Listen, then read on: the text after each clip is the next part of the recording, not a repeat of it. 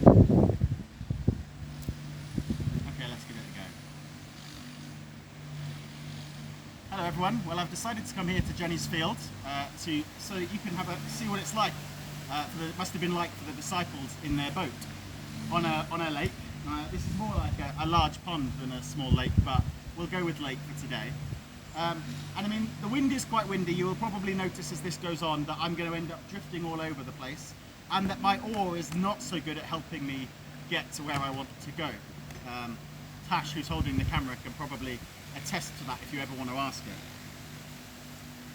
So, if the story that we looked at last week, the feeding of the 5,000, was a story of the Christian vocation, of loving, sharing love with others, then I think the story today is a picture of the life of faith. That it's not always easy, even when we think we know what we should be doing. We'll come back to that in a little while. We'll come back to what it means for us as individuals, but first of all I want to see what this story looks like for us as a world. We are like the disciples in the boat. They had seen so much of Jesus' power, they had heard his teaching and prayed his prayer. And yet here these professional fishermen were, people who knew how to work a boat, were stuck. They were stuck not making any headway, struggling with the oars and failing against the wind. And I mean, this is just a little bit like the world that we live in now, isn't it? We have learnt so much, discovered so much, invented so much, and yet we are still without power to do many of the things that really matter. We have invented wonderful machines for making war, but nobody has yet found one that will make peace. We can put a man on the moon, but we can't put food into hungry stomachs. We can listen to the songs the whales sing on the ocean floor, but we can't hear the crying of the human souls in the next street.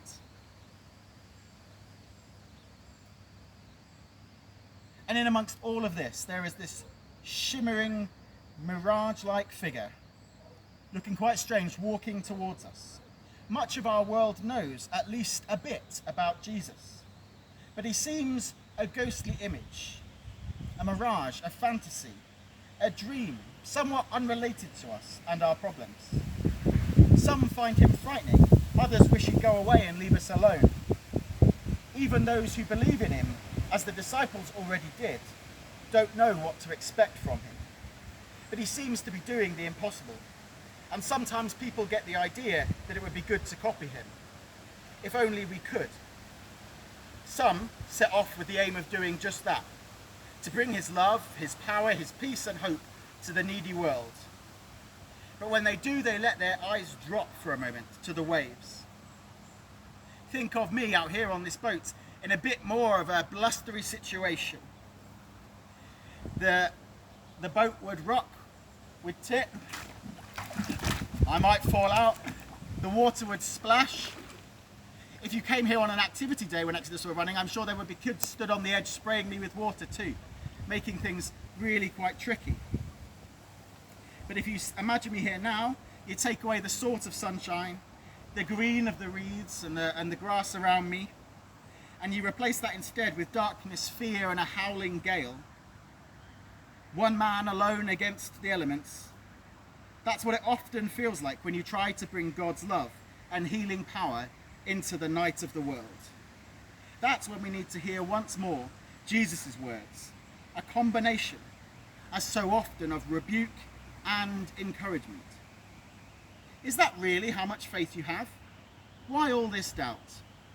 The moment when we are most strongly tempted to give up is probably the moment when help is, if only we knew it, just a step away.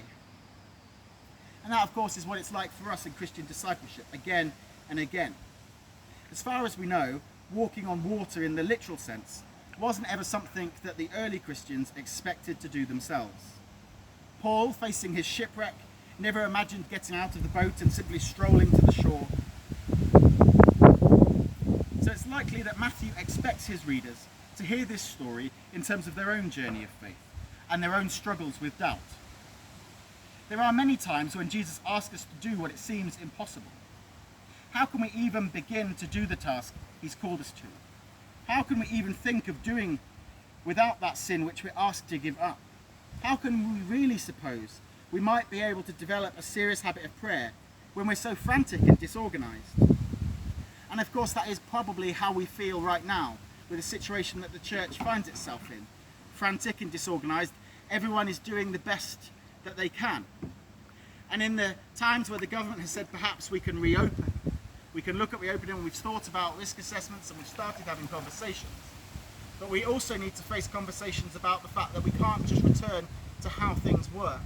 That we need to think about what the church's mission is going to be in the future. That it won't look like the same.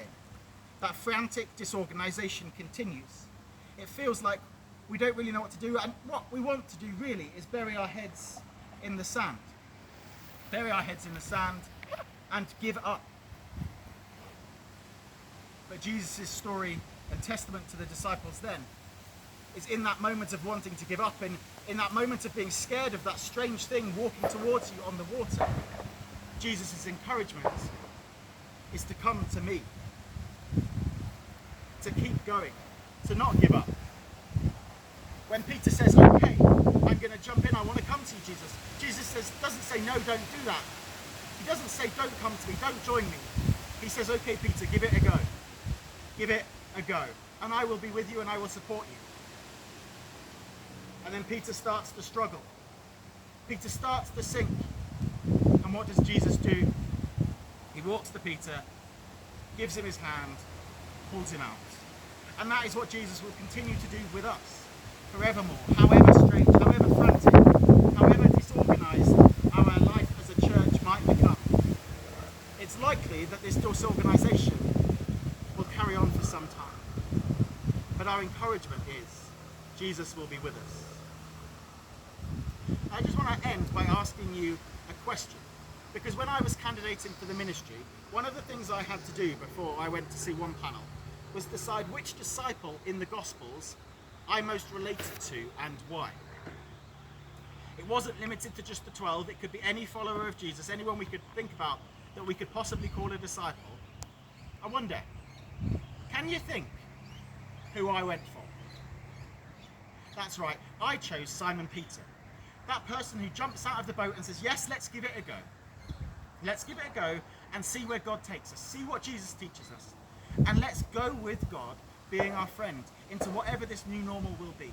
Whatever our fresh start will be. Whatever comes next, God is going to go with us. I wonder who you would choose. And then a question that my book asked me today was, which friend would you rather have? A friend who jumps in, does what they think is right, and then sorts out the consequences later. Or a friend who spends all of their time thinking about what they could do, talking it over with other people, that they miss their opportunity.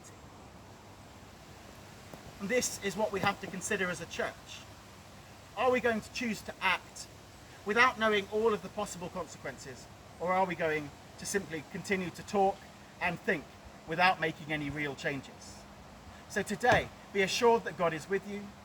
Be assured that God will continue to be with you. Whatever frantic disorganization there is, whatever else is going on in the world, God and his people, God and his disciples will continue to walk faithfully, doing what they believe to be right. And we hope too that the church will do the same.